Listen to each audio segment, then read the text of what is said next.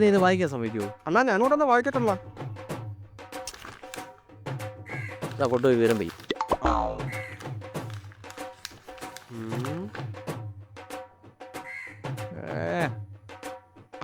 ഇങ്ങനെ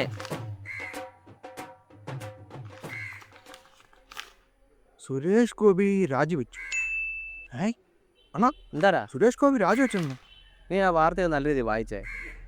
വാർത്തയിലാണ് വായിച്ചത്. നീ തലക്കെട്ട് മാത്രമല്ലേ വായിച്ചുള്ളൂ, താഴെ വായില്ലേ?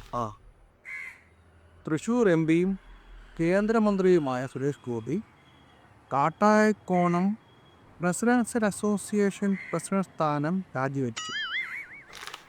ഇതരമാര് കോണത്തെ വാർത്തയിൽ പോയതാണ്. ശ്രീനാരായണ ഗുരു ജയന്തി ആഘോഷിച്ചു. ശ്രീനാരായണ ഗുരു ജയന്തി ആഘോഷിച്ചു.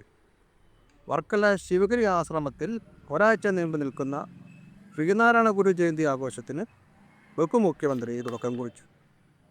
ചിങ്ങമാസത്തിലെ ചതയ ദിനത്തിലെന്നാണ് ഗുരുദേവൻ ജനിച്ചത്.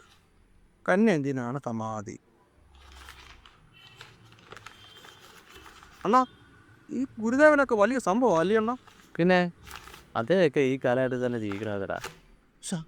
കട്ടായി അണ്ണാ. ഒരു സംശയം. എന്താ? എൻ്റെ ചോദ്യം ഇതാ. ചിങ്ങമാസത്തിൽ ജനിച്ച് കനിയിൽ അന്തരിച്ചു. കട്ടിച്ച് ഒരു മാസം കൊണ്ട് അദ്ദേഹം എന്തെല്ലാം കാര്യങ്ങളാണ് ചെയ്തു വെച്ചിരിക്കുന്നത്. നമ്മൾ 10-42 വയസ്സായിട്ട് എന്തോ ഉണ്ടാക്കിയെണ്ണ. അതൊക്കെ നീ എന്ത് പറഞ്ഞ ഒന്നോട് പറഞ്ഞേ? അണ്ണാ ചിങ്ങമാസത്തിൽ ജനിച്ച് കന്നിമാസത്തിൽ അന്തരിച്ചു. കട്ടിച്ച് ഒരു മാസം കൊണ്ട് അദ്ദേഹം എന്തെല്ലാം കാര്യങ്ങളാണ് ചെയ്തത്. അല്ല നീ മന്ദബുദ്ധി ആയിപ്പോയത് നിന്റെ കുഴപ്പം കൊണ്ടല്ല. ഒന്ന് പോണ രാസയ്ക്ക് പോലും മറുപടി ഇല്ലാത്ത ചോദ്യമായിട്ടാണ് വന്നേക്ക്. ഒന്ന് പോയണ്ണ. നിന്റെ അച്ഛൻ എന്താ ജനിച്ചേ? അല്ല മാസമാണ്. ചിങ്ങം കന്നി തുലാം. മരിച്ചതോ? മരിച്ചത് ചിങ്ങം കന്നി തുലാം. എന്നെ അച്ഛൻ ഒരു മാസം ചോദിച്ചോ? എടാ നിന്നെ പറഞ്ഞിട്ട് കാര്യമില്ല. നിനക്ക് എത്ര സഹോദരങ്ങളുണ്ട്?